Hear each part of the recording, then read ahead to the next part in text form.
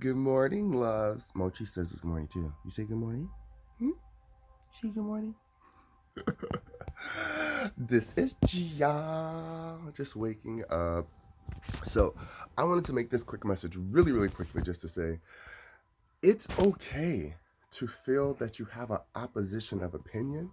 It's okay to question everything. What's not okay is to stop there and say, this is what I believe, and that's it. Because if you stop where you think you believe, then you actually, it's not your opinion. It's actually not your energy. It actually came from ancestral teaching, conditional teaching, and environmental teaching. Why? Because anytime you're introduced to a new concept, you should be able to stop and say, now I want to disagree with this, but do I or do I not? Because I've never really stopped to think about this concept.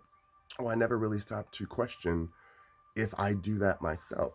Not do we disagree with the behavior overall and if other people do it, but question if you do it. Because if you're implementing something into your own life and you're disagreeing with it, that means that your body is saying, ah, ah, ah, ah, ah, you do this too, and now you're a reflection of what you don't want to see, so it's easy to say no. Now the same thing with anything else. I'm picking on this quote because someone said they disagreed with one of the quotes where I said, if you're a people pleaser now, then you probably were a people pleaser to your parents, and they got it from their parents. Now the duality of a people pleaser is the naysayer. Believe it or not, if you are that person that instantly has to say, no, no, I don't believe in that, nope, nope, disagree with that, nope, I have an opinion on that, that's okay. But that means you watched that imprint from someone else, love. You know what I mean? Anything that's our shadow work didn't come from us. It was suppressed emotions that we had to learn how to navigate that way. So usually when I say no to something, I'm like, wait, why am I saying no? Because someone said you can't do it this way or you shouldn't do it this way or it's dangerous or this or that. And then you reevaluate the situation. Is it dangerous or were they just overreacting? And then you can assess it with emotional logic and actual logic, which is the thinking through the processes of will this get me from A to B and will this work? And then the lateral thoughts of okay, it can work, but things still happen. So I should be prepared either way.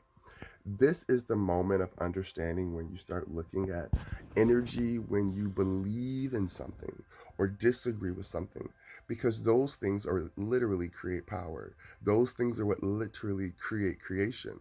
For you to actually believe something, you first have to think it and trust it. And then when you think it and trust it, you have to let it go and let the process become what it must. Now, if you say, I disagree with something in that process, well, guess what? The process is not going to complete itself because you've already thrown in there that it's not going to work. And any hole you can find and poke into that theory, you're going to be able to do so. So you have to stop and realize anytime you feel the urge to rush into saying, I don't believe in that, question who did that come from? Because any belief system that you believe was given to you. That's why I always say, why can't unicorns exist? Because it's not possible. Well, who says? We're still discovering new species of animals that exist that we never knew existed because we have the technology to do so now. The point is just because it's not tangibly in front of you or it's been tangibly given to you in a didactic setting where it's been conditionally made for you to say this is proof. Being taught in a classroom is not proof of nothing. Being written in a book and having multiple copies of it and people agreeing on it does not mean that it's something.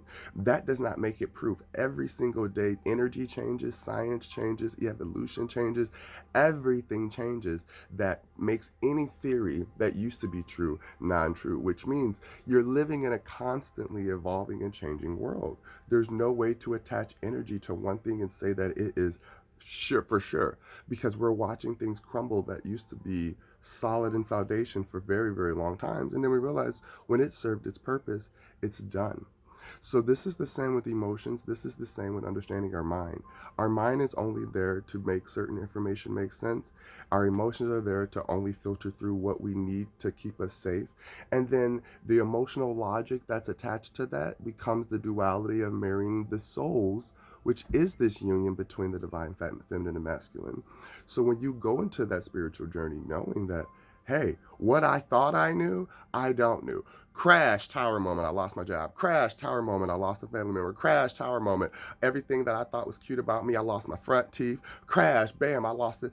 Because the universe is saying, everything that you built that you thought was solid does not have foundation unless I give it foundation. And we have to start really recognizing what is our beliefs versus what is our desires versus how do we implement all of that together. Because when I say versus, I know exactly what I said.